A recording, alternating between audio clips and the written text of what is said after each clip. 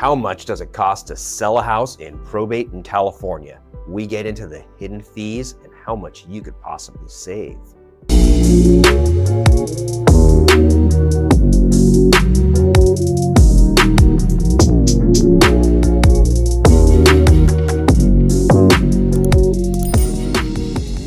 Welcome back to the channel featuring the leading probate real estate team in all of California. I'm Brendan Mohr, Realtor and Certified Probate and Trust Specialist by the California Association of Realtors. And I'm Bill Heyman. I'm a licensed California professional fiduciary, as well as I'm a registered and bonded legal document assistant specializing in probate work. And lastly, I'm also a licensed California real estate broker. Please like and subscribe right now. If you're looking to save time, money, and avoid the headaches of probate, call us today. We've helped families in California save thousands in costs and fees. We may be able to do the same for you. Our contact info is in the About section. Don't wait. Let's talk today. Now, if you're selling a house in probate in California, you might be paying thousands of dollars more than you have to. And I'll break down the real cost for you. I'll show you how to save money on probate fees and the real estate side as well, all together. So the common fees when selling a house in probate are the costs. Now, the court fees, Bill, now that's gonna stack up and you can't really avoid that. No, you can't. However you do the probate, you're going to pay those court fees. There's certain fees. There's a $435 initial court filing fee, a newspaper publication fee, which can range anywhere from $250 to $1,000. You might have a bonding fee, which that can range anywhere from a couple hundred to a couple thousand. You're going to have a final court filing fee of another $435, and you'll have your probate referee's fee. But you can't avoid those. Now, beyond that, perhaps one of the largest fees or the largest fee, attorney's fees. Yeah, and that's on that's set by statutory code. It's actually written in the California Probate Code. It is. And that is, essentially, it can be many thousands of dollars. Oh yeah, it can add up fast because it works on, it's a percentage, but it's a percentage of the value of the estate, the gross value, not the net. Gross value of the estate. And it can add up. I mean, it can add up to tens of thousands of dollars easily. And then there's a smaller fee, but it is required by the court, the probate referee. Right. Yeah. Probate referee's fee is 1/10 of 1% of the value of the asset that the probate referee is appraising. I'll give you an easy example. If he appraises a home that's worth, he appraises at $400,000, his fee will be $400. If the house is worth $500,000, his fee will be $500. That's how it works. Now, another big cost is when you go and sell a house, real estate commissions.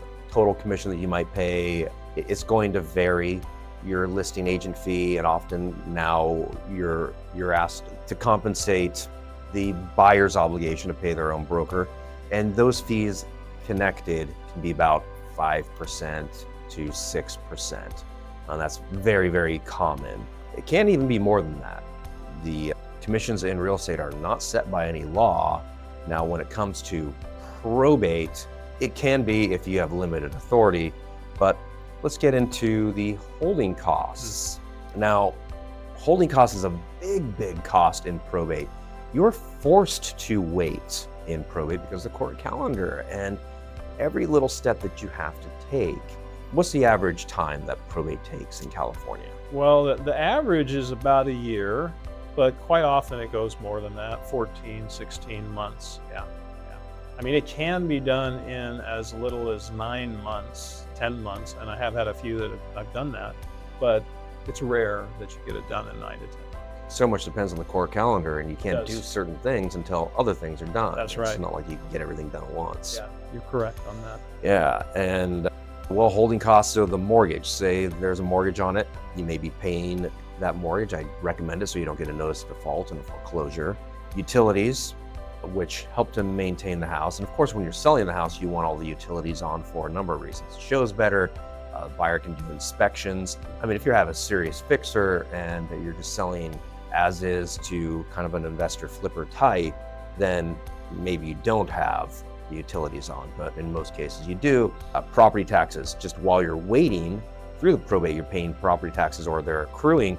But one thing you might not realize is that as of the date of death, the property tax assessor will reassess the value of the house. Mom might have been paying a super low rate. She maybe bought the house in the 1970s, 1980s, paying a very low property tax rate.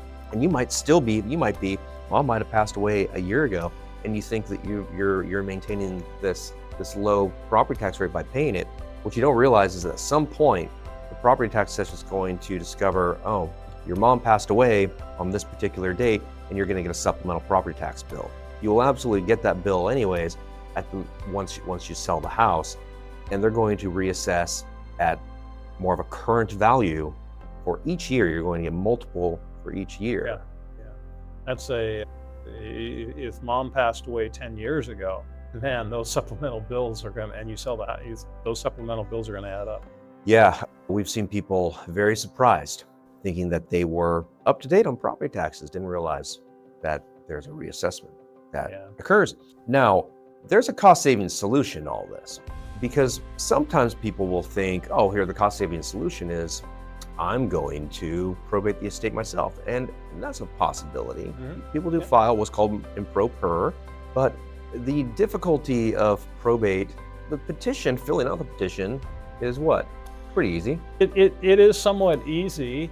It appears easy, and the court will accept anything. I mean, you can walk in there with a petition that just has your name and address and a couple boxes checked, and the rest of it's blank, and they'll take it. They'll take your 435, and they'll take that petition, and they'll give you a hearing date. But the road ahead is going to do nothing but get more complicated. Yeah, and I've seen people make a ton of mistakes on it, and that's why I kind of smile about it, because I've had people tell me that they're going to probate the estate on their own. And then I've seen the probate notes where it tells you made a mistake. They don't tell you how to correct it. And that's the thing. The court doesn't tell you what to do. They just say, hey, you didn't do this right. Do it again. And then it gets progressively harder. Yep. Yeah, and all the way to the final petition, which is actually the end of the probate. It's the hardest part. That's the most difficult part. But you can do it. It's probably going to take you longer, and you will end up paying more in those, say, holding costs perhaps, especially for getting your appointment by the court-appointed administrator or executor, because you can't sell the house until you have a court-appointed personal representative. One thing that often happens when someone's doing it themselves is the court only gives them what's called limited authority. And limited authority is a nightmare. You do not want limited authority. That means when you have to go sell the house, you can collect offers and you can put an offer in contract. And then you have to petition the court and go through a number of publications that are also costly. And it might be 45 days, 60 days, 90 days, depends on the court. Could be even longer, that you actually get into court for the court to confirm the sale. And for a buyer to hang on that long, it's just less and less likely for somebody to even want to do that. It's difficult. Yeah, because there's things in real estate like if they're getting a loan, there's a rate lock period. Well, they can't lock the rate for that period of time without it being very costly. So you usually have to settle for a cash buyer. And you're likely going to find that cash buyers are going to pay under market value. So that's not something that you want. It takes a lot of time. Your holding costs go up, sell the house for less. So there's a way to solve all of this. We have a great service. Now, we are a probate administration and probate real estate team. So Bill, get into that a bit.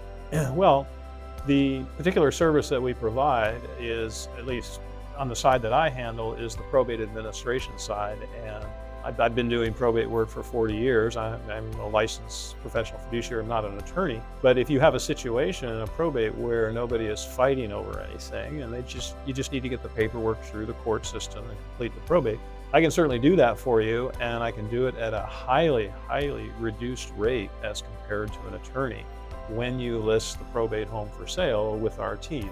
And on average, I save our clients $10,000. Sometimes it's a little less. Sometimes it's a heck of a lot more, but you're definitely going to save money by using our services when you probate through us.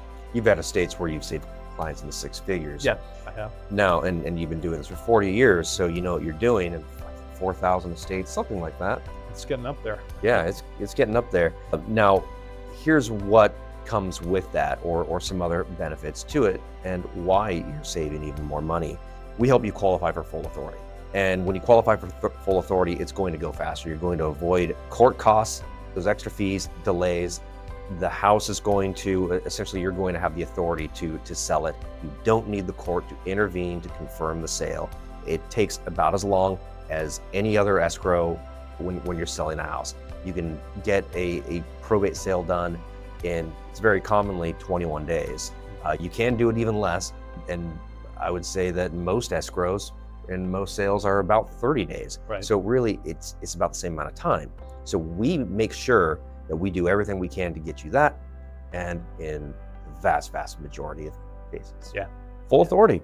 Yep. Now, another thing that we do is because we understand probate and what it means to the estate, pricing the home correctly is very crucial. So we give you the data and our unique strategy. I don't really talk about our strategy too much on our channel because it's our strategy. It's one of our little secrets of how we price a home to sell faster and potentially sell for the highest, maybe above market value. It's really what we try to do. And your team matters. A realtor who knows probate and a probate administration service who knows real estate is a very rare combo. I don't know of another one in California. This will save you time, money, and leave the estate with a larger inheritance and less stress. Now, there are other services in between pro-per and an attorney, other legal document assistance around California. But Bill does these in the entire state. Oh yeah. So just give us a call. Our info is on the channel. As far as the real estate side, I'm in Sacramento. I work within 2 hours of Sacramento, but I'm connected with realtors throughout every single county in the state, because it matters tremendously that when you hire a realtor for your probate sale, they know probate. Watch some of our other videos about why. It's incredibly different. You'll save time and money just by hiring the right realtor, and I can help make that connection for you. So give us a call. Now, anything you would like to add, because I don't want people to overpay for their probate costs simply because they don't know their options. I think the only thing I want to just circle back to something you mentioned earlier about holding costs. Holding costs are something I think that most people don't even, it doesn't enter their mind when they're looking to go through probate.